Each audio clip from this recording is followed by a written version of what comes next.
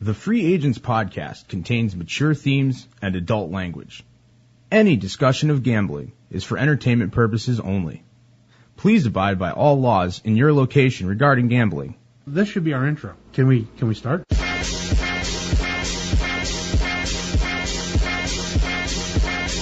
This week on The Free Agents. They should be more responsible. As educational institutions, they should be more responsible for young people, and they're not. I don't know that he'll be there for you every week. For 16 minutes. That's the big it. But how pretty did you? So shut your mouth, let your fellow player have his day in court, and the thing will be over. Welcome to the Free Agent Sports Podcast. Another exciting week. I'm your host, Joe Smarge. In studio this week, LJ joins us. John Boudreau, how are you this week? I cannot complain. I am here in studio. Makes me happy. Sitting here, we're going to be nice and clear this week. Yep, you sound real good over there. You know, we can blame A-Rod for the show not sounding good, because it seems to be everybody's blaming A-Rod for everything. We've seemed to taken all of our collective anger and placed it all on Alex Rodriguez right now. Yep, I blame him for our World Series, Red Sox World Series win in 2004. I blame him for that too. The hell with Dave Roberts, things. The hell with Mariano Rivera, the hell with everybody. When A-Rod came down the baseline and did that little girly slap, that was the end of it. I knew it was over for A-Rod right then and there. That was the turning point for Alex Rodriguez in his life. It wasn't 2007 when he loaded up on steroids and had the greatest season of his life and got him the huge contract from the Yankees. That wasn't it. 2009 when he did that little girly slap, the one that Red Sox fans have in their offices all around the country. Yes. I used to work with three Red Sox, like Major League Red Sox fans, and every single one of them had that picture in their office. Yeah, I have a picture of that right next to a picture of my wife on the desk at my other office. And yeah, I mean we blame him for that. At least you can't blame Red Sox fans for booing him, because they're really not booing him for the steroids. They're booing him for that because he's a Yankee. And yeah. I mean, he's supposed to be booed. I mean, he's the bad guy. I understand it. He's the bad guy. But you know what? You're taking it a little too far with your hypocrisy, folks. I mean, seriously. It's major league hypocrisy when it comes to this. I mean, Ryan Dempster didn't even throw at him because of the PED issue. Ryan Dempster was pissed at him because A-Rod made fun of him at a party. Well, there you go. Very Aaron Hernandez-like motivation there. Made him, and A-Rod's to blame for Aaron Hernandez. And A-Rod's to blame for Tim Tebow not being able to throw properly. Yep. I definitely blame him for the Tim Tebow issue. Yep. It's his fault for everything. We're blaming him. And seriously, Dempster was pissed about something else. He told a Canadian reporter, basically a friend of his, that A-Rod had snubbed him at some event and would get plunked for that grievous insult. You're a cunt, Ryan Dempster. A cunt. Okay?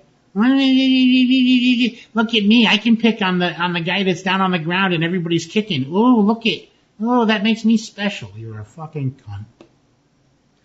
Well, Ryan Dempster's definitely not the model, the model of leadership that we've been wanting to see on our Red Sox team. Mr. Fried Chicken and Biscuits and Beer, John Lackey, running his mouth about the integrity of the game. Well, sir, your union has rules. You follow the appeals process, you go through it. Because if the union didn't have rules, the Red Sox could have voided your contract because you're an idiot, and you wouldn't be pitching well this year and being able to earn all those millions of dollars you earn.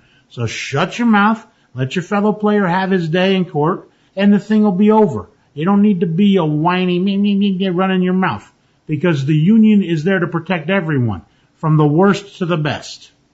Well, I don't think the union has equally protected all of its players, LJ. I think that may be the root of some of their players' discontent in speaking out about this. How so? Well, A-Rod was one of the worst offenders in all of this, and he's still playing. And all these other guys basically got pigeonholed into taking the deal. They didn't get pigeonholed into taking a deal. Nelson Cruz took the deal because it's good for his pocketbook. All right? These guys took a deal. Johnny Peralta took the deal because it's good for his pocketbook. These other guys took the deal because it's good for the pocketbook, because they know they're coming back in 50 games. A-Rod didn't take the deal because it wasn't good for his pocketbook. Okay, the union isn't picking and choosing who they put up for. The players get to choose. If the player says I want to fight it, then the union can't say no, because the union is controlled by the players. So if the player comes up and says I want to appeal this, no, the other players didn't appeal because they weren't facing basically the end of their career. Alex Rodriguez is facing the end of his career. This is it. All right, he hasn't come to grips with it. He's in denial. He's flailing around and he's trying to save himself like anybody would. But his career is basically done.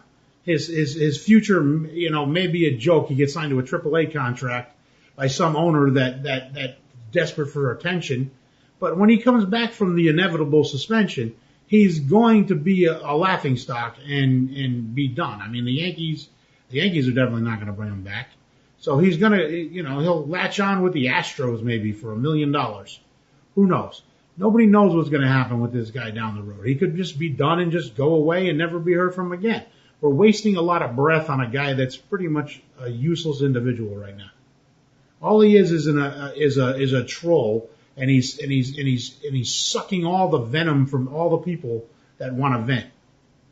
Well, that is true. He's fueling the fires of media, and it's not good for it's just ugly. And I think you're right, LJ. In 20, 25 years, he'll just be a blip on the radar. It'll be entering the sports almanac. Yeah, he's going to be an asterisk on baseballreference.com. But before then, before bygones are bygones, I think all of this is going to get even uglier, and it's going to get much worse. And I think a lot of what you see going on with, Lackey speaking out and stuff, I think that players are much more divided amongst themselves than they are. The players need to get over it too.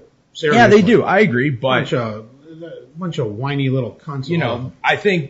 I don't think like they don't feel like the union is equally represented. I believe that, when they started having these negotiations, the union basically said, look guys, we agreed to this PED clause in the contract. We're not going to do it. The best you can take your suspension and not appeal it. And that's the best we can do for you. And if you want to fight it, well, go ahead and fight it, but we're not really going to do anything to help you out. And we're not really going to support you publicly. I think that's speculation. That didn't actually happen. That's my speculation. But I don't think that's the truth. I think these guys have control over the union. If the union doesn't control them, the union is a weak organization that is only as good as the players that are behind it. So if the players are not getting their justice, you would have heard something. These guys took the deal. Like I said, it's right. It's but I mean, there's politics within the union itself too. It's just like any other political structure. It really is. If Nelson Cruz wanted to fight this, he would have. But it's not in his best interest to fight it. He takes the 50 games and he comes back next year fresh with a new team. He had already proven this year, if he wasn't taking steroids this year, he still has proven that he can hit. So he may have done them in the past, but if they had tested him this year and he wasn't doing it, he still proved he could hit home runs. So he's still a proven commodity. Johnny Peralta, still a proven commodity. Both of these guys can hit, field, do what they need to do.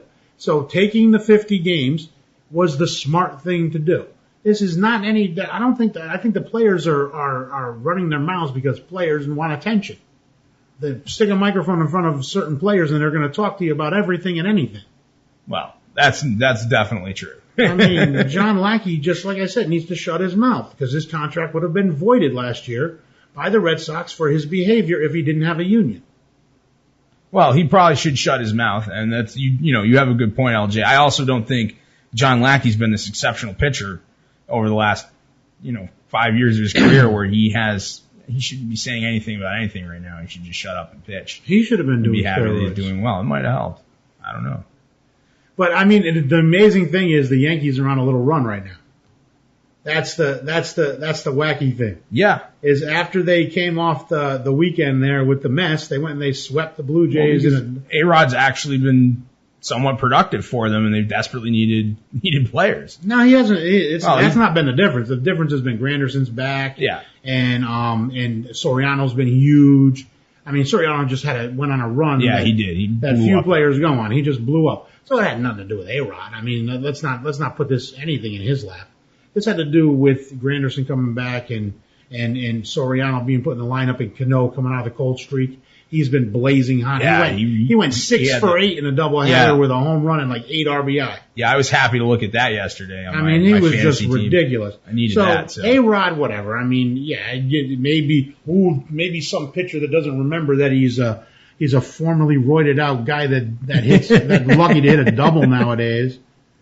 I mean, the guy is a shell of the person he used to be. He can't play as well, and what you did was awakened up. You made good players mad. Yeah, you gave them a reason to. You gave them a reason to fight yeah. the rest of this season when they didn't have a reason before. Yeah. So now you've woken up guys like Curtis Granderson, who's dangerous. Robinson Cano, mega dangerous and in a contract year, has a ton to prove in these last 6 weeks. A ton to prove to everybody. So he's going to be on fire. Guys like, if CC Sabathia can all get healthy, you got a guy like that annoyed. Hiroki Kuroda's a professional and has been rolling along this year. There's you're pissed off a team that can actually make a dent in your team. So good job, Ryan Dempster. Good job. Yeah, because you got slighted at a party. Yeah. Like I said, you're a cunt. Well, he did make AL East baseball interesting again because now we have a real pennant race going on. I mean, these race. games. Tampa Bay and the Red Sox were in a pennant race. Well, I think it ratchets the pressure up a lot, LJ. And now, I mean, I've been staying up and watching their games against the Giants on the West Coast. I like the Reds. Baseball is never going to be fully interesting to me, other than the fact I like following it, I like watching the highlights, but sitting down to watch a game, like to actually focus on a game, is very difficult for me. Yeah, it's harder for me as time goes on because I just have less and less time. And it's a great game to watch as highlights. I mean, you don't really miss anything. But occasionally I have to sit down and watch a game and really pick apart. And sometimes you just got to see how the players are, playing and how their body language and stuff in the field. The beauty of Twitter is now you can get an alert, like if something interesting is happening within a baseball game. And then you can just go. Like if you're following Buster Olney and the other Jonah Carey and the other baseball experts. Pitching to check it out. Yeah. All right. All of a sudden on Twitter, you'll see it pop up. Blah, blah, blah, is in the 4th inning of a no-hitter, or blah, blah, blah, looks like he's on fire today, or, and so all of a sudden it's like, bang, you'll switch to Major League MLB.com or ESPN or wherever the game is and check it out. Yeah. So I would love a channel where, when somebody like Mike Trout was up with runners in scoring position, they would go to the at-bat. Yeah, the MLB network doesn't really do that like NFL does with Red Zone. There's like an hour every night during most of the primetime games, or a couple hours where they jump around. Oh, they do the whip around. Yeah, but they should just have a station where they're just cutting. There's no guys talking. They just go from one thing to the next. It would be great, wouldn't it? Yeah. And an you just watch all MLB the Red games. Zone, basically. That would be awesome. And it would probably be good for them. Probably drive even more fantasy and if they could just run ads at the bottom. Yeah. That would be it. Just run an ad at the bottom all the time while you're running it. And that would pay for it. And people would watch it. Oh, yeah. Guaranteed people would watch that. Oh, yeah. Probably get good, solid ratings night in and night out. MLB, Joe Smarge just gave you an idea. There you go. We got an idea. I give all the credit to you, LJ. They should hire you down there. Well, wow, that'd be great, huh? Me sitting there with Harold Reynolds and the guys on the set there talking baseball. It'd be fun, actually. There's so much sports. Did you see now Fox Sports now has their own channel? Yeah, I was reading about it. I haven't been able to find a stream for it or any kind of piracy. We had it. To open up the channel, they carried the UFC fight this past weekend. Yeah, that so was a we big watched launch. that while we were playing poker, like we usually do on Saturday night. Now, is this on satellite or what? I forget what they have cable. over there. It's on cable. Okay, so like regular cable in this area has it on the networks. I didn't know that because I just have. They made sure that Fox has deep pockets. Yeah, so if they're going to launch something, money, they paid each cable company to make sure that they got a good spot in the lineup. Nice. And they're right next to the NFL network in my lineup. Oh, nice. So they're it's like NFL Network, Red Zone, Fox Sports. Bang. Yeah, and they're going to take on. They have a nightly. Did you watch the 11 o'clock nightly show? How was that? Because I'm really curious. It's people sitting on a couch. Yeah. And 2 end chairs with a coffee table. It's less newsy than And then they go to Sports highlights, Center. and then they've got the standing. It's basically like a big web page with the people in the middle, they're like a YouTube video in the middle, Right. talking to you while everything else All the you other can stuff see is going moving on. around, yeah. So that's what they've got going on, and they've got a very pretty female host and very good-looking people on the stage. I think you're going to turn some people off when you have people that good-looking up on the stage. Some of the more hardcore sports fans might feel out of place, even just having it on their screen. They're feeling inadequate looking at all the pretty people. Yeah. I mean, you might be one of those, one of those guys. Your wife comes in and she's like, "Why the fuck did I marry you? Look at these guys." Like, look at pretty Ken Rosenthal with his pretty blue eyes up on the TV there. He looks like a total douchebag though. Yeah, I bet they do. The problem is they end up up coming across as douchey, and that's not good for ratings. Well, either. they put Donovan McNabb on there. It's not hard. Well, Donovan fits right in with the frat boy thing that they got going on there. He's someone I cannot stand his analogy. Like, he drives me nuts. Like, anytime I hear him talking. And then they got Gary Payton. Yeah. Up there as part of the team. And Rosenthal was part of the team that night. And pretty blonde girl who I don't know. And one other person that I didn't recognize. It was like a former football player, it looked like.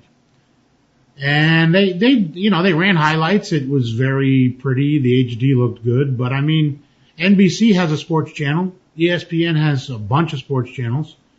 Who do you go to now? Yeah, you go to the people that, the people you like to hear, I think. It's more about finding the celebrity analyst that you want to listen to. Fox got somebody robbed from them by ESPN. Oh, really? Jason Whitlock, the infamous Jason Whitlock, because he likes to, say some stuff that makes some noise. And ESPN, right before Fox Sports was about to launch, went to Jason Whitlock and offered him basically the Black Grantland. They said, "Here, Jay, we'll give you your own site. We're going to let you. Your own brand. We're going to give you your own brand. Yep. You bring in your own people. Yep. You get to mentor. You get to mentor young reporters. We'll promote it and we'll promote it, and we'll give you a budget you can work with, and you can really build something like Bill Simmons did." And Whitlock said, "Holy shit! Yeah, my own brand. Okay, I'm coming back to every time." Everybody said he would never go back to ESPN. He had basically had a beef with a few people that were at ESPN and that didn't like some of the content he was producing. So he went and left. And he was like, "All right, I'll go produce my content elsewhere." And he thanks Fox News for giving him or Fox Sports for giving him the opportunity. But now he's jumping back. He said he's going back to Broadway. He's heading back to where the bright lights are. And he was on Bill Simmons' podcast, and if you haven't listened to it, you should. The back and forth between those two, it was basically a blowjob fest because they love each other, Whitlock they're just promoting. Yeah, Whitlock calls Simmons his favorite sports writer. Even when he was at Fox Sports, he was calling Simmons his favorite sports writer. And Simmons was always quoting Whitlock and likes Whitlock because Whitlock is the guy that stirs the pot, and Simmons loves when pots get stirred. So they're really good with each other. When they bounce back and forth off each other, I could see them hosting PTI one day. Yeah, they might be. The future of PTI would be Whitlock and Simmons. Yeah. Let me be an ESPN producer. I'll make some magic happen. Even though they're really good at making the magic happen. Yeah, they do. They are good at what they do. Some of that, I'm not a fan of things like First Take or the yelling and screaming shows. A lot of it's just filler, and they're just pushing to be as hyperbolic as they can. And at the end of the day, the problems that I have with the Mickey Mouse Network is exactly that. Is like any of these big media outlets, they're gonna act in their own interests. So you don't always get you get a lot of breaking stories. They do some great pieces, sports sort of human interest stuff. I love all the 30 for 30 films that they've been doing and all that stuff. But you just can't rely on them to get the most unbiased analysis of things. Well, they have a lot invested in the sports that they're covering. Yeah.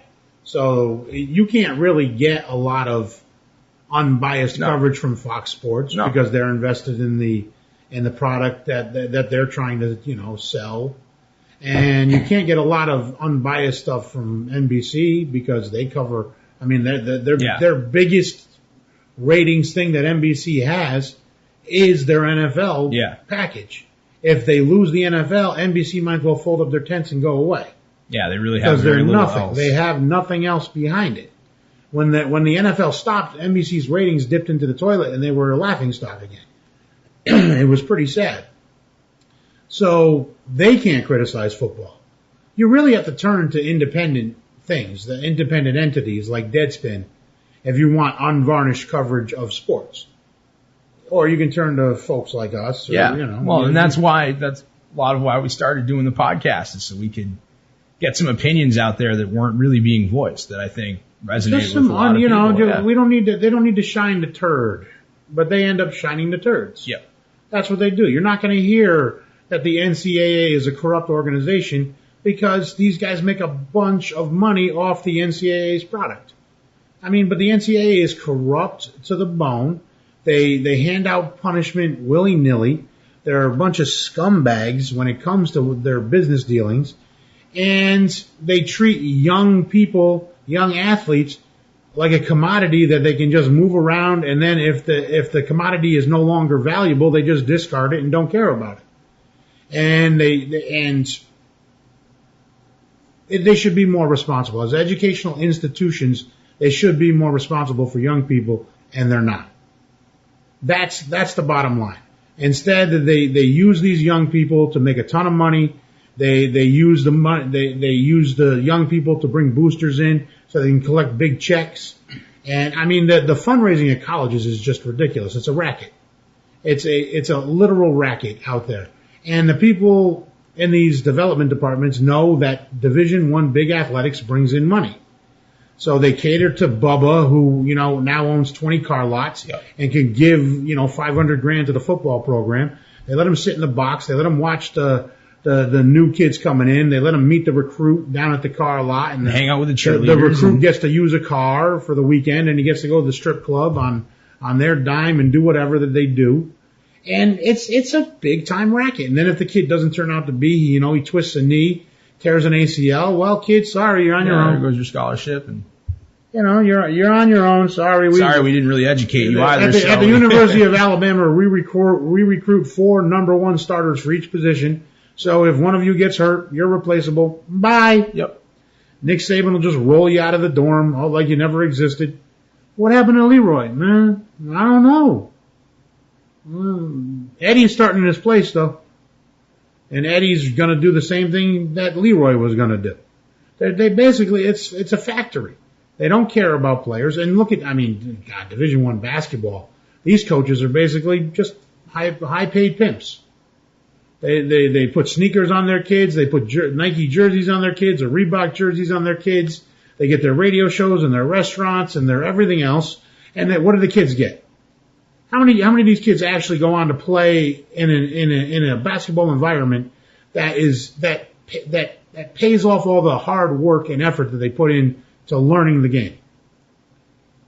Yeah, how many of these kids are going to end up in Europe making $80,000 a year, wondering what the hell they're doing with their lives? Well, and beyond that, that's still a small percentage of all the kids in athletic programs.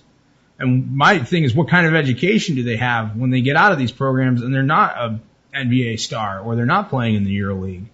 Well, have you really educated, even compared to someone who's not in an athletic program? I think, you have all these academic scandals that come out, so obviously kids are getting, they're cheating on their grades and stuff, and I think the institutions are, behind the scenes are going along. Now, don't get me wrong. We have the kids that go into college and go into it with their eyes open, know what they're getting themselves into, and use the opportunity to get a degree and do better for themselves.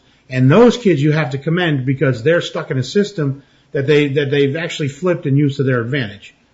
Commend those kids. The kids on the academic All-American. If a kid's an academic All-American and he's on scholarship and he's from a school like Ohio State or Florida or Miami, you gotta pat that kid on the back. Yeah. Because if this kid, especially if he's in a major like engineering, if you see this kid like he's a computer engineer and he's also the starting tackle on the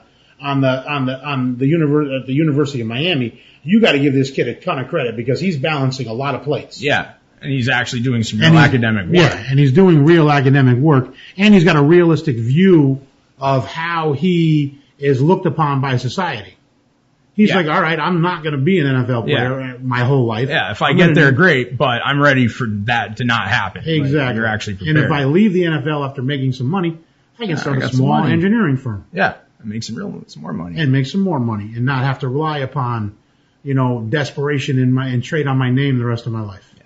I don't think you can ever really blame these athletes. I mean, except in cases where they're actually doing truly bad things. But, and that has little to do with athletics. That has more to do with life and crime and that kind of thing. But you can't blame any of these kids. I mean, that's why when I heard everyone talking shit about Johnny Manziel, they were just waiting for something to break where they could say, oh yeah, he's a bad egg, he's out of control. And it's like, leave these kids alone. He's got a fake ID. What 20-year-old kid doesn't have a fake ID? I mean, really? So we got, that happens to everybody. You're gonna, he's not a model citizen. He doesn't, he's not the Heisman. It's ridiculous. Well, it's funny too because we had all the Manziel talk when it was before the football camps opened up. But now that Manziel's in camp down in Texas, and he's throwing the ball around and he's looking better than he did last year. Everyone loves him again. Yeah. The stories have been flipped. Yeah, you don't hear any of it. Yeah. Gee, Johnny's overcome everything and is looking really good, and it looks like A&M is going to be a beast this year. He was a train wreck 3 weeks ago, but now everything's fine. And now, how is it going to affect his play? Well, guess what? The kid's fine. Yeah. He's a cocky little SOB and probably a little douchebag in real life because what 20-year-old kid whose parents are rich oil people and is playing quarterback at Texas A&M and won the Heisman Trophy and is dating models that are way out of his league, the kid's on top of the world. I'd be a douchebag too if I was in his position. Yeah, wouldn't we all? He'll learn. He'll get knocked down a peg when Clowney comes and eats his lunch for him 6 times when A&M plays Georgia. Yeah. In the SEC championship, which would be a beast of a game, huh? Oh yeah, I'm so sick of Alabama. I want another team to step up this year and challenge Alabama. You hear the stories, Alabama's a juggernaut, nobody's ever going to beat Alabama, but you really want someone to step up. You want South Carolina to step up. Yeah. Now, why did I say Georgia when I brought up Clowney? It was South Carolina that has Clowney. Yeah. Steve Spurrier. If there's a guy that has the potential to challenge in Alabama with a wild card like Clowney in his defense, the old ball coach went from an offensive genius to a defensive genius when he adjusts for what players he has. Yeah. But I'd love to see someone challenge Alabama in the SEC. I'd love to see, because that's where the challenge is going to come from. It's not going to come from outside the SEC. It's going to come from within the division. It's going to be Georgia with all their returning players, A&M, South Carolina, Clemson. I mean, Clemson has Taj Gibson. This quarterback is phenomenal. So there's some talent. There's some huge talent in college football this year.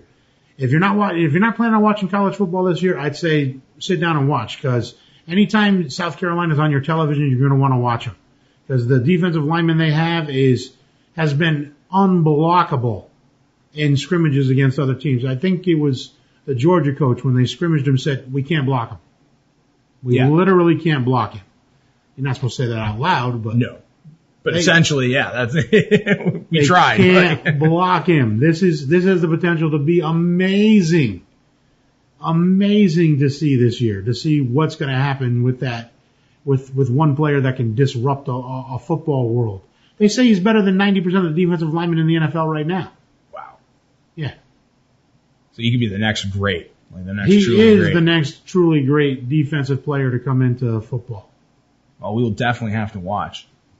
And we'll also be watching the NFL on Sundays. We're counting down now. I did not, unfortunately, Frenchie did go, fortunate for French, he made it to the preseason game, Pats and Bucks.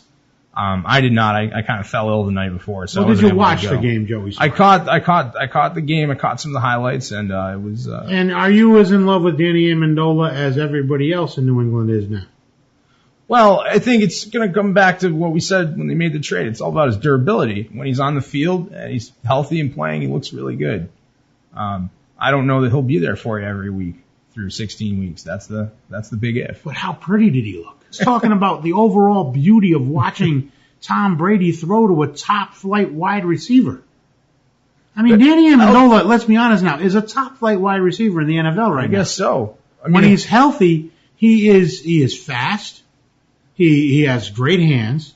He runs excellent routes. He's not afraid to go over the middle. He's not afraid to not afraid of anybody that's going to hit him, and he's enthused to play football. If I'm a Patriots fan, I would be ecstatic about the upcoming season and the potential you have here, because this kid you have the potential to see kind of a Brady Moss type of connection with these two. But it'd be Brady Amendola. There's potential for greatness there. Plus, the young kids look like they're stepping up, and they're going to be able to be a part of the passing game, and the Gronk will be back, and things are looking good. Gronk may not be back till did they officially put? I think it was like week 6 or whatever. Yeah, he's on the pup, so I think he's going to be out for a good chunk of the season. Yeah, which is a big fantasy alert for us too, by the way, if you didn't know this already. Well, draft Shane Vereen. Yeah, Gronk will be out for the first 6 weeks of the year. So if you got Gronk in a keeper league, draft Shane Vereen. So you should definitely adjust for that in your pre-draft rankings. But I think he's a really good receiver. I'm a little baffled. I feel like Bill and them know a little bit more about him than we do. You know, they referred to him as like their third choice over Wes Welker and mystery receiver that we don't even know about when they picked him up. So I don't know. I mean, it'll be interesting to see what happens. But if you're right, LJ, then the Patriots again will be the team to beat. Let's go to the East. There's nobody in the East that's really going to challenge. No one's markedly improved. I mean, I think the Bills were looking interesting with their new coach and the new offensive scheme, but then E.J. Manuel tweaked something and is going to sit out the rest of the season. And if you're the Bills, you can't really start the season with Kevin Kolb as your quarterback. No, that's not a recipe for success. He's a disaster, especially since you have good weapons on offense. You have C.J. Spiller. You have potential to be good. Yeah. The Bills have the potential to be the second best team in that division. Oh, they certainly do, and it's great news for C.J. Spiller owners if you end up drafting him, because they're committed. He's going to be He's going to be the number one back, assuming he's healthy. And the coach came from Syracuse, where he adopted the read option in his last season there, and it turned his whole program around. And he brought his offensive guru with him. And I read an article all about it, which was extremely interesting. But the Bills have the potential to be the sleeper that everybody's talking about, because people are riding the Kansas City bandwagon, of course, and they're looking, in the like St. Louis, maybe the Rams being the one to make we the next talked about that move. a bit a few weeks ago. As a total like dead sleeper, the Bills would be that hold, because there's talent on that team on both sides of the ball. I mean, they do still have the guy they signed from the Texans, the defensive line. Oh yeah, what's his face? Mario Williams. Yeah, Mario Williams. They still have Mario Williams. Should be healthy this year. So. And they've been resting him and taking it easy with him, trying to make so sure he'll be ready for the season. Healthy. And the Jets suck, and the Dolphins are a sinkhole down there in Miami. I don't think they're going to get better this year. And so the Bills are poised to be the second best team in the AFC East. I don't know if that translates to a wild card. We'll have to see. AFC North, Smarge. Baltimore, Cincinnati, Pittsburgh, Cleveland. Who's good? Who's bad? Who's a surprise? Well, it pains me to say as a New England fan, but I was really pretty high on Pittsburgh this year until the injury there at the running back. That could knock them down a peg. I still think Baltimore is going to be a good team. It's so hard for me to really believe in Cincinnati or Cleveland. This is the division this year, but it could all go 9-7. Yeah, it could be very close. And then Cleveland goes 7-9. That's how literally close they are to each other. I don't have a favorite right now. I have to wait and see how it plays out in the first 3 weeks of the season, because literally I don't know. And I'm a Steelers fan. Yeah. This is the home division for me. This is where I know the most about each of the teams, and I don't know who's the best team. I mean, Cincinnati looks like it, but I think my view is being skewed by Hard Knocks, which is not all that good this year. No, it hasn't been all that interesting. Baltimore turned over the 9 players from their roster. They brought in some interesting pieces. They've looked good when the first string offense has been out there in preseason. Torrey Smith had the big one. Flacco threw an interception in his first series. Flacco is Flacco. And Flacco is Flacco, but Ray Rice and Bernard Pierce looks like he's going to be the next level guy. So there's pieces in Baltimore that look really good. Pittsburgh is, Roethlisberger, Antonio Brown, Emmanuel Sanders, the usual suspects, Palomalu, good linebackers. They got the kid from Georgia, the sack leader there, in the SEC last year. Linebacker. Why do I not know his name off the top of my head? I should as a Steelers fan. Yeah, well, they're going to make it tough on the Ravens when they play head-to-head, certainly. I can see him just running Flacco over a few times. Well, they're going to, they sack people. Yeah. And do you know how old Dick LeBeau is? He's the defensive coordinator for the Steelers. Oh, Dick LeBeau is ancient. 75. Yeah, he's quite old. He's an old man. Yeah. But he's smart. Yeah. So that's why Mike Tomlin keeps him around. Yeah. He's Mike Tomlin's guru. Yep. He's like, hey, and Mike Tomlin goes, I wouldn't want to get in a fight with him. He's in good shape, too. Yeah, he's looking sharp for ripe old age of 75. All right. I don't know who to cover in the North. If gun to your head, Smarge, who do you pick? I would have to go with Baltimore, probably. Gun to my head, I take the Bungles. There you go. AFC South, Joey Smarge.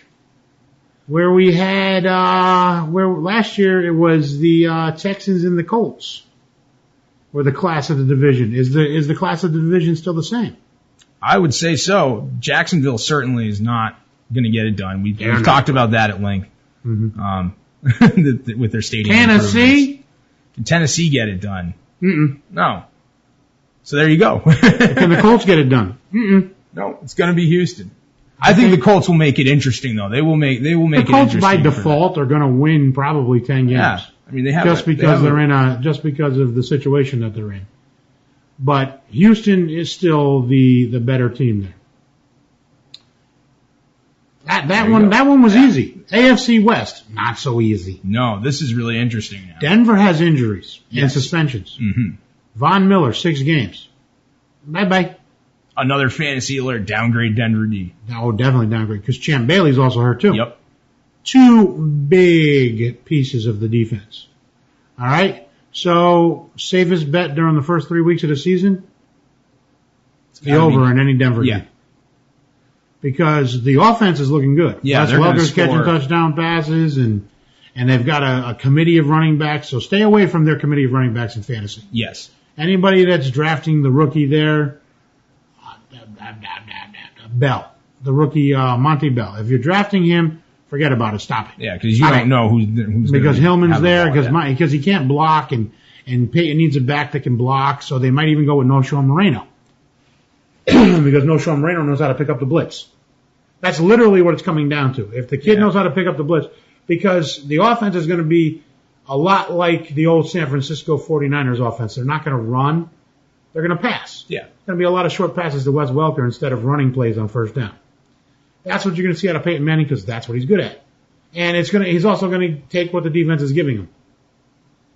That's what Peyton Manning's good at. Well, he can't throw the long ball. I mean, we saw that last year. He just doesn't have the strength.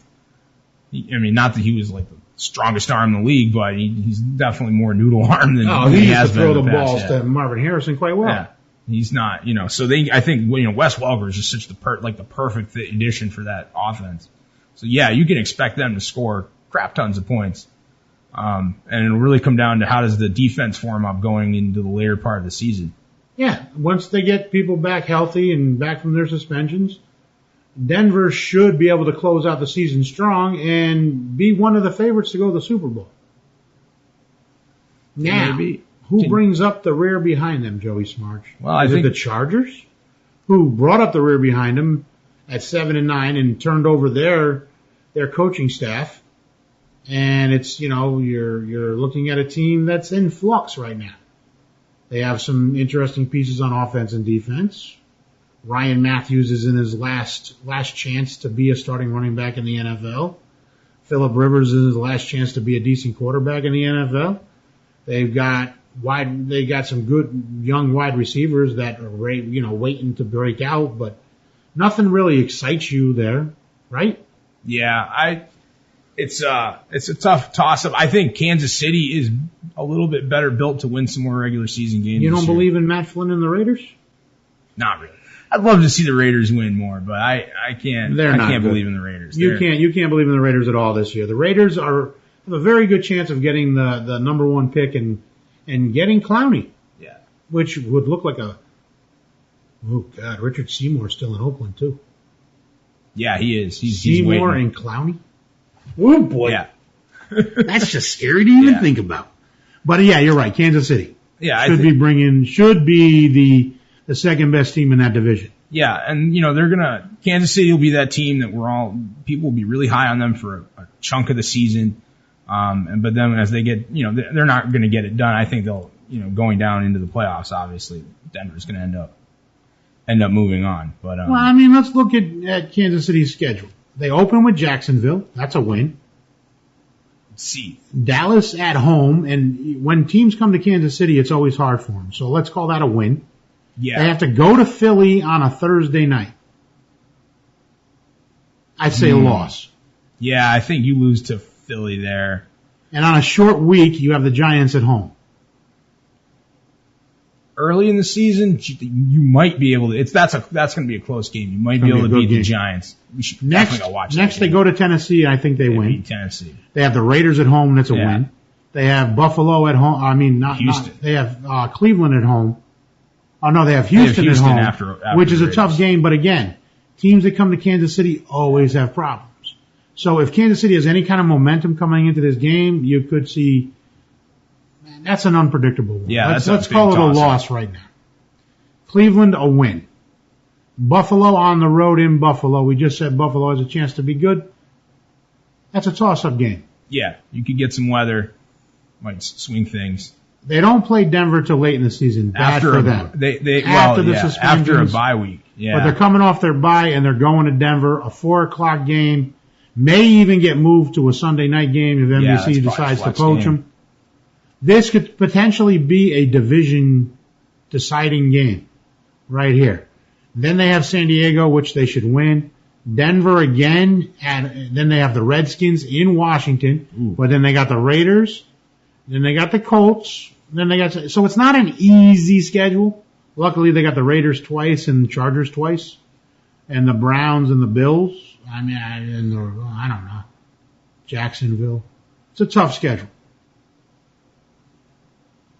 Yeah, it's not. They have some tough games on that schedule. It'll be really, and they'll be tested early going into Philadelphia there in week 3. That'll be really. That'll be their first big test on a Thursday night. Yeah, that'll be exciting. I like those Thursday night games. They're bad for the players, great for the fans. Horrible for the players. Awful for players. Horrible for the players. Any team that the NFL should have the schedule that they should start the Thursday night games the same week as they start the bye week. And or actually the week after they start the bye week. So the teams coming off the bye play each other in the Thursday night game automatically. Yeah. Because it would save on injuries, it would save on players, it would just be better for the league in general. The games would be better because the Thursday night games have been badly played games, especially as you get later in the season. Yeah, when they don't necessarily matter as much. The teams are hurt. That maybe the teams don't care anymore. When the Steelers were playing a Thursday night game, it was Charlie Batch versus Brandon Whedon in a game that meant nothing on a Thursday night other than to gamblers who bet Cleveland that week and won. Yeah. They got some points there. But I mean, it's a useless. Thursday night games are great for fans, bad for the product of football. Just put some more revenue in their pockets, but it's bad for the long-term health of the NFL. Yeah, just like having 4 preseason games. Bad. No need. It's such a waste, and they're not even going to play anybody in the 4th preseason game. You know that, right? Yeah, I know. I mean, once you get your players, okay, Tom Brady looks sharp. What are you going to do? I'm not going to play 1 series and sit him down, or not even play him at all. Why even risk the chance that he tweaks something? Yeah. Well, why risk it? Why on a night maybe where it's a little cool in New England and there's maybe a little dew on the grass and Brady goes to drop back and slips slightly and tweaks a hammy, and then when you're playing the first game of your season against Buffalo in Buffalo that always gives you a hard time. Every year, that first game of the year is Buffalo. Remember the year that the Bills like shut them out or whatever it was? The Bills always. So he's going into Buffalo the first week of the season with a tweaked hammy, and you lose the first week of the season because Brady wasn't 100% healthy, and then Mario Williams caps him and knocks his head around, and then he's got a concussion going into week 2 with the Jets. You know, yeah, the preseason is just ridiculous. Preseason is an awful concept, and there's still 2 more weeks of it. Yeah, I know. I'm ready to start. Like, let's just start football right now. I know it's kind of warm still, but it's not that bad. We can all right, get it going. AFC West. We got Denver and Kansas City, and that's it. Let's go to the NFC East, Joey Smarge. All right. This is going to be another exciting year in the NFC East, no doubt. All these teams could go 9-7. Yeah. And none of them are terrible. I mean, these are all pretty good teams. You know, we don't. Are you on the Kirk Cousins bandwagon? Well, everybody's on this Kirk Cousins bandwagon. People are like, "Wow, if I was an NFL GM, I'd trade 6 number 1 picks for him right now." Yeah, I'm not as sold on that. He's had a great preseason. Let's go trade our next 20 first-round picks to get him. He's the quarterback of the future. Matt Flynn. This is not Kevin Kolb. Yeah. The Hoyer in New England. Anybody else that we've seen have interesting, short term. It's just small sample size people. Yeah. I mean, like you can go back, take Matt Castle. He had the 1 year that he filled in for Brady, and he looked better than anyone expected him to play. But he's not. And he cashed in Kansas City. And now he's a backup with the Vikings. Yeah. With the potential to be a starter, which is scary. Because let's be honest now, Christian Ponder's not is not good. No, he is not. He's not good. He's shown himself to be not even a good game manager. No, Christian Ponder. But let's go back to the East. The Giants, Smarge. What do you think? Where are you at with Eli in the Giants? Well, I think the Giants in the East are probably your safest pick. It's sort of more the default pick. I don't think Dallas is going to be any good this year. Again, I've never been a big Romo fan, and they just never seem to get it done. So I put Dallas on the bottom of the list. It's a lot of this revolves around the Eagles and how good is their offense going to shape up? They're the big unknown this year. That's the biggest question in the division. Big unknown. They went with Michael Vick as their quarterback. Yes, they did. That was announced this week. Pretty expected. Yeah, not a big surprise. Chip Kelly is ready to unleash the beast. Let's see if the NFL is ready for the beast or not. Yeah. Let's see if it's going to come out with a whimper or a bang. Is he going to come out and destroy the NFL with his 50+ points a game, or is the NFL going to be ready for a guy like Chip Kelly? I think he's gonna make a big impression on the NFL. The problem is you can't. I don't know that like any quarterback, it doesn't matter whether it's Michael Vick or whoever. Can they take that kind of punishment for 16 games? I mean, here's a guy who we see, he's out running around and he gets knocked, he gets pretty roughed up for quarterback. Well, that's why you have Nick Foles there. He's not releasing Nick Foles. Nick Foles actually ran the offense well in the preseason. Yeah. But Michael Vick was actually better. Yeah. Vick looks good out there. If you watched him play, he's reading, he's throwing, he's running, he's looking sharp. He likes Chip Kelly's offense. Everything he said, he's enjoying himself in camp. Deshaun Jackson loves it. All the tight ends love it. LaShawn McCoy is giddy about the numbers he's going to be putting up. And it's going to be interesting.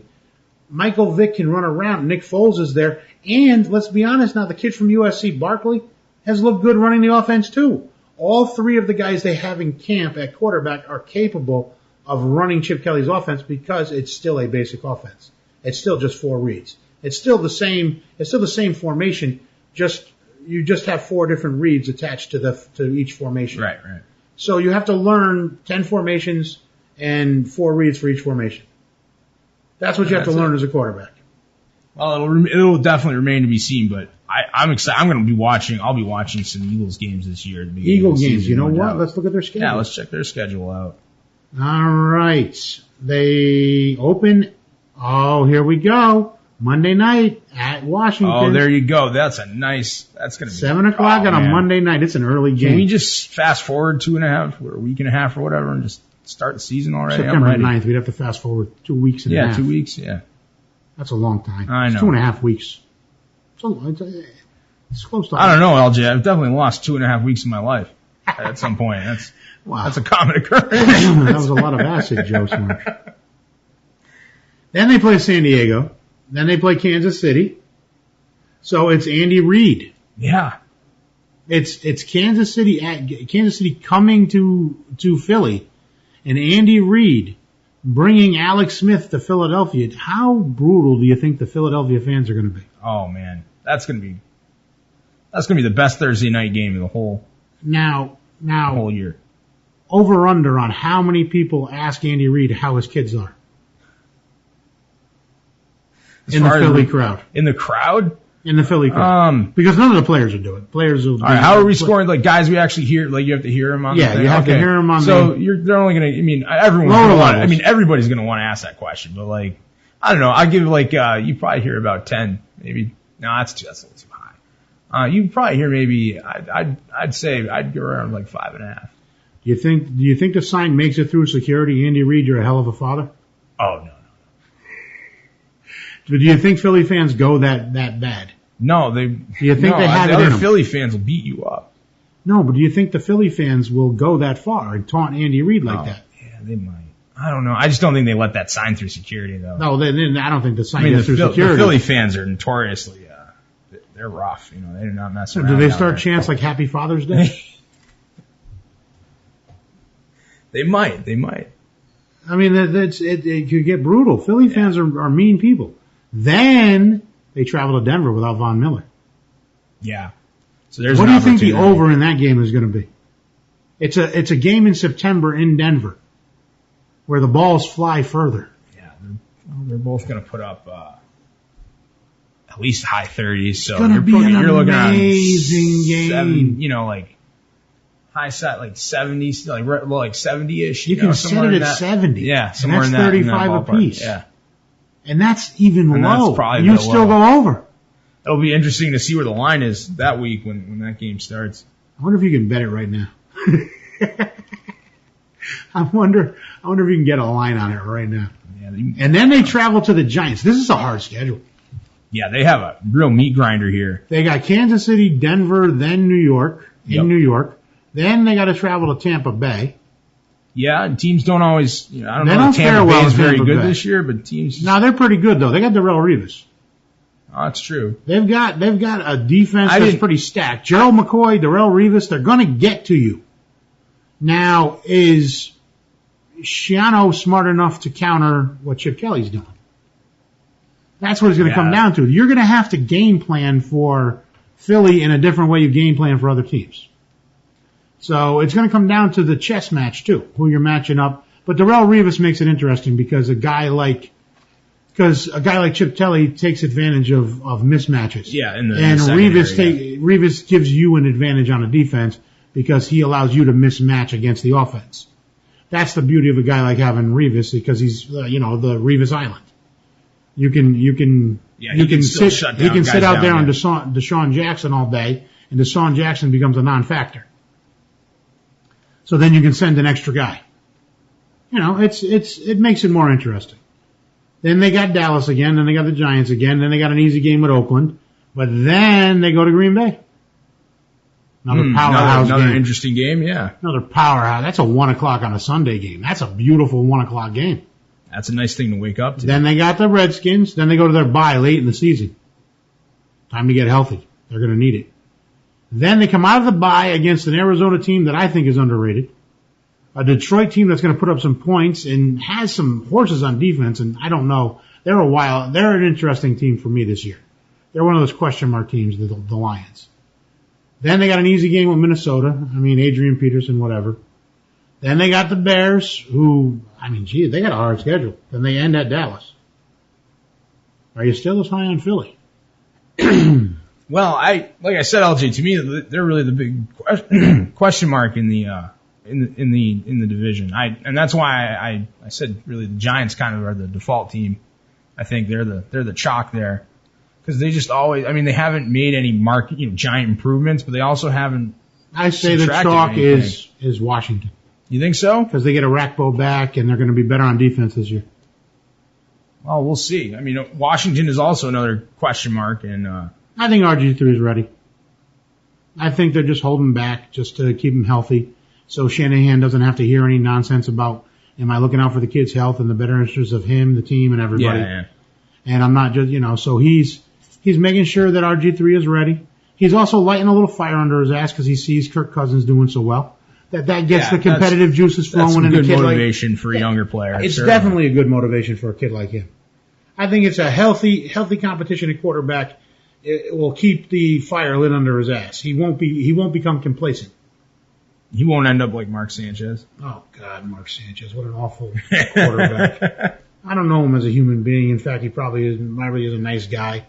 And you kind of feel bad because he got stuck in a situation that was unattainable for him. Yeah. And, he got stuck with a guy like Rex Ryan that didn't develop him into a quarterback. No. I mean, he had a horrible offensive coordinator. You needed to bring in a guy to sit down and talk to this kid and turn him into a good player. You needed a Warren Moon, what Warren Moon did for Cam Newton. He needed a guru. He didn't have a guru. He needed that kind of guy. Because talent was there. They just never developed it. I mean, the kid can throw. He's still not a bad passer. He just makes bad decisions. Yeah. It's all mental with him. Bad decisions. Well, no one told him you can't eat a hot dog on the sidelines, dude. Like white girls that wear weaves. Just bad. Yeah. Just bad.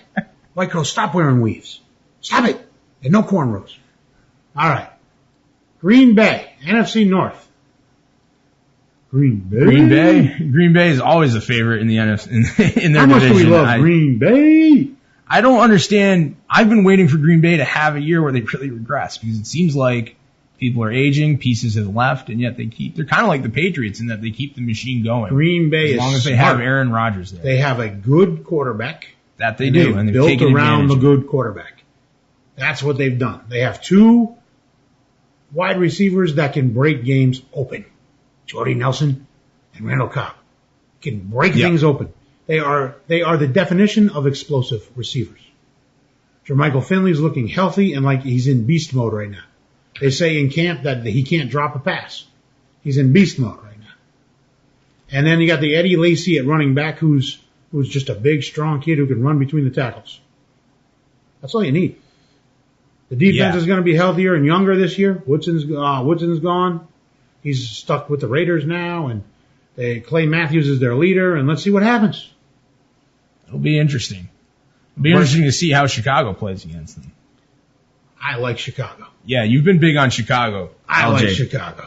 At the end of this summer. And Jay Cutler, I believe. I do not believe in Jay Cutler. I am all in on Jay Cutler this year. LJ is taking one of those. You know what? You know who Jay Cutler is? He's 7'8" suited. That's what Jay Cutler is. I could muck the hand after the flop. 3 games into the season, I could be mucking the hand, or you could be turning up, or I'm open ended to the straight flush after 4 games. Jay Cutler's leading the league in passing. Matt Forte is a double threat. He's running for 100 yards and catching passes for 100 yards. Marcellus Bennett's got 6 touchdowns because all he does is catch touchdowns. And Brandon Marshall's a beast. And the defense is in beast mode with Peppers and the rest of the crew. And Chessman looks like a genius. Or I've mucked the hand after 3 weeks. Or that O-line doesn't hold up and you don't get your card. Yeah, the O-line has been rebuilt though. It's a good O-line now. Yeah, no, last year I remember doing the show last year and we were like, well, did the Bears make any improvements on O-line? And about 5 minutes later, we decided they hadn't done anything. No, but this year they did. This might be the year, yeah. So this might be the year for them. He came in and revamped his whole offensive line. And he has one of the most interesting zone blocking schemes. They've analyzed what he did in Montreal. And he is a zone blocking guru. So expect Matt Forte to have a lot of room to run. Okay? Yeah. So I know you love Matt Forte. I often end up with Matt Forte. Joe Smarge and Matt Forte have had an interesting relationship. This will probably be the third football. year in a row that I end up drafting him. He's always just lying there. I usually end up with a middle draft pick and end up deciding to go running backs early because the people I draft with and the leagues I play in, they're always just jumping on everyone else, the quarterbacks and wide receivers. So I often end up with the 2 quality running backs. So hopefully this year I'll end up with Matt Forte and CJ Spiller. And the rest you can just fill in a bunch of bodies. CJ Spiller. I like CJ Spiller. There you go. I like him this year. He's a big, strong, fast kid. How do you like Detroit, Smarge? Detroit's one of those teams that has the potential. Again, Detroit's 5'6" suited. Yeah. Even like worse. They're just like one notch below Chicago and their potential this year. I feel you like could muck them after 2 weeks. Defensively, this is going to be the year for Detroit, where they've because if Detroit doesn't come out of the gate they play Minnesota and Arizona. If they don't come out of the gate strong against two not so good teams, if they don't come out of the gate strong, if the defensive line gets run over by Adrian Peterson in the first game, and then Carson Palmer somehow beats him in the second game, then muck the hand right away. Because it doesn't look like they're going to have a good season. But if Stafford comes out throwing, Johnson's in beast mode, Bush looks like an awesome player. And they say on the turf, Reggie Bush is going to be a killer. They say the turf is going to be a difference maker for Reggie Bush. So combining in with that offense and all those young kids they got on the defensive line, I mean, they got Sue, they got what's the other kid's name that they picked up? I got to go to their roster, and then I will know. All right, here we go. Defense. Ezekiel and Ansah, the kid from the defensive end from Brigham Young, they drafted him this year. He's a physical freak. In the first game of the season, he jumped up, caught the pad, took it in for the touchdown. He's going to be freak mode alongside of Nick Fairley, who was the other one, and Ndamukong Suh to make up one of the wickedest defensive lines in all of football. All right, they improved their secondary, which was a problem last year. So they brought in some guys to improve the secondary. So they're ready to make moves to the next level because the offense is good. We can't argue that the offense is good. They just have to play well consistently. I mean, that's the only question mark. And Matt Stafford, he's 5 years in the league. Yeah. So it's time for him to put up or shut up. Yeah. So let's see how 5'6" suited does this year. Well, like I said, I think it's going to be a definite breakout year defensively. They've been building, like you said, and I thought it would be last year and the year before, but they've got all their players together now. I'm really high on Detroit D for fantasy too.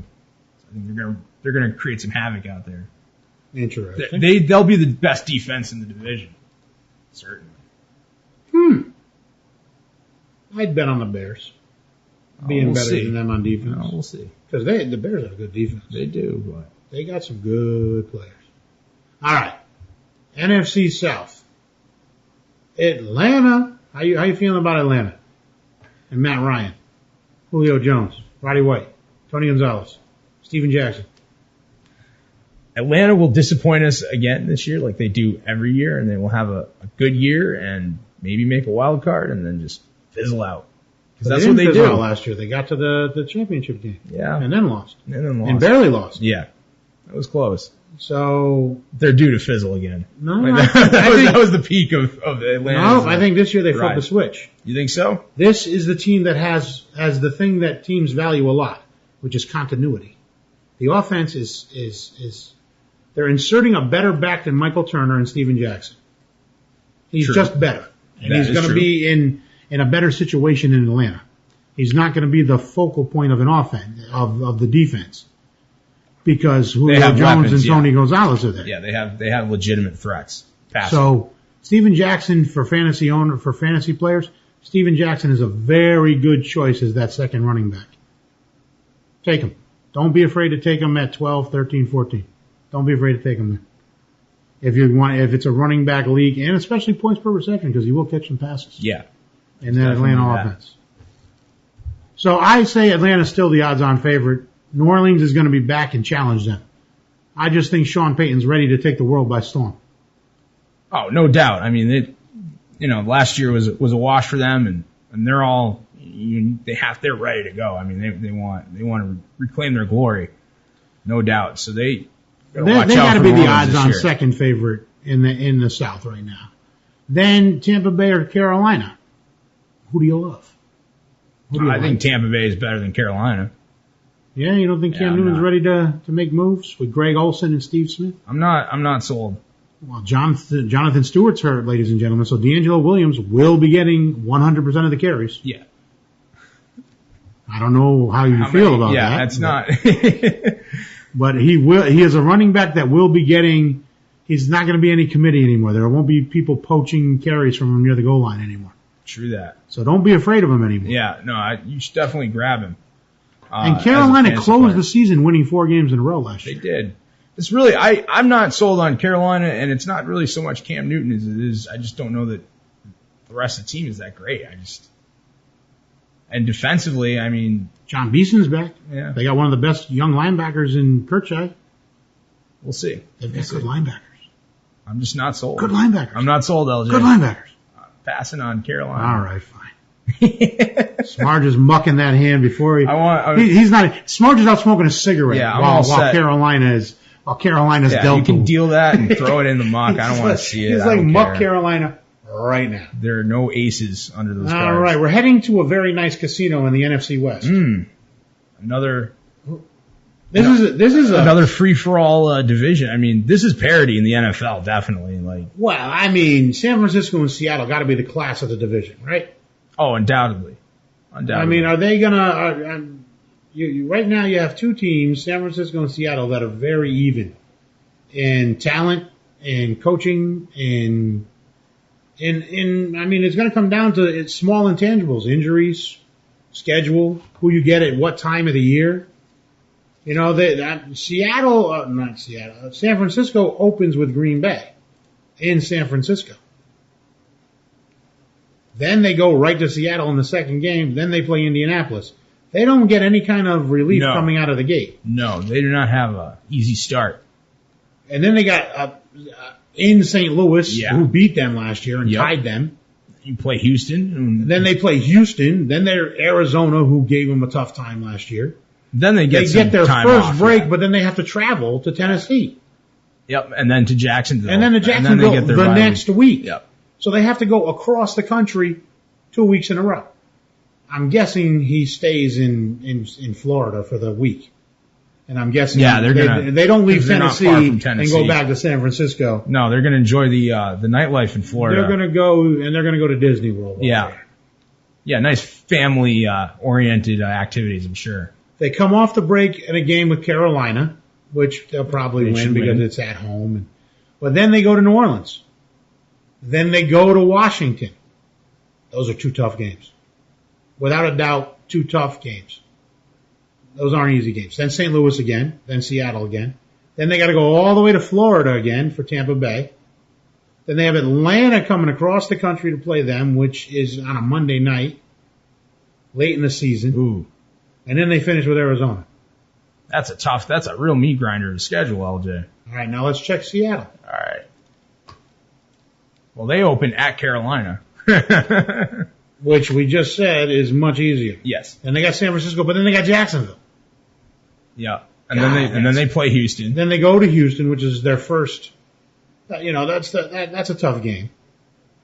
Then they got to go to Indianapolis, which I think they can win that. Then they got Tennessee, which anybody coming to Seattle is losing. Then they got Arizona, which again, division game, tough rivalry. St. Louis, who beat them last year. Mm-hmm. St. Louis beat San Francisco and Seattle last year. They did. Beat Seattle twice and tied San Francisco once and beat them once. St. Louis, Daryl Richardson. Yeah, we were big on St. Louis and the Road Dogs last year. We liked them. Yeah. All right, then they got Tampa Bay. Then they go to Atlanta. Tough game. Minnesota at home, their win. New Orleans is coming to them. Which should be very interesting. Watch Drew Brees outside in Seattle. Now they will have the bye week before that, so they get some rest. Then they go to San Francisco. Then they go to New York. Not easy. Then they Arizona and St. Louis. Just because of their division being tough, they don't have an easy schedule either. No. But easier than San Francisco. Yes. So the early part of their schedule is a lot. There's your intangible. Seattle could be the leader going into the clubhouse turn, as they say. Mm. What do you think of St. Louis? From the Loop, and I'm proud. Well, I think they're going to do like they did last year. They got to go to they're Dallas. Gonna surprise. So I'm their looking at the schedule NFC right now. East team is not the Giants. No. They get a reprieve and they get to go to Dallas. They still have to go to Atlanta, Yeah, they have to play in Atlanta. but they get Jacksonville and Houston and Carolina, just like the other teams are doing in Tennessee and Indianapolis. They all basically have the same schedule. It's just how it's arranged. Yeah, they have and when you Chicago play- on that Yeah, schedule. they have to play Chicago and San Francisco. Back They to get back. Arizona, yeah. And then they And get New Arizona. Orleans. Jesus, that's a hard one. After the bye week, they got Chicago, San Francisco, Arizona, New Orleans, Tampa Bay. Then they end at Seattle. Not an easy schedule for a team that's got question marks. So 8-8 seems about right Yeah, for I them think, again. you can put them in third place. I mean, I think we got it, LJ. I think definitely the Seahawks are the favorite for to win the division here because they have that slightly easier schedule. And then the Niners. Arizona. Carson Palmer. Good old Going to bring him to Arizona. the promised land. Yeah. I think that's just a disaster waiting to happen. But There's another guy, Carson Palmer. I'll never be sold on. I don't care where he plays. And in my mind, he's a lot of. We were talking about this last week. It's like he's not as old. Like I feel like he's like one of these ancient veterans who should be 34. He's only 34. he's a youngster. He's a youngster. That's it. I think we nailed it. There you go. I think that's the around the league tour there for our predictions for the year. So, that should ladies and pretty gentlemen, much do it. We'll talk to you next week, I think. Yeah, that's going to wrap it up for us. Thanks for listening as always. Keep on liking us on Facebook, subscribing to the show. Twitter. Holler at us on Twitter. We will answer. And if you haven't done so, sign up for the Free Agents Fantasy Football League. Just go on our website. The banner's right there. FreeAgentsPodcast.com. Click on it, and we'll be announcing the draft date on the next show. And we're getting close to football, so get your application in. Yeah, and you can win a $50 Amazon gift card if you're the champion of our league. And you get to beat me and taunt me. Yeah, and you get to come on the air and talk about your team and stuff too. So. And I get frustrated.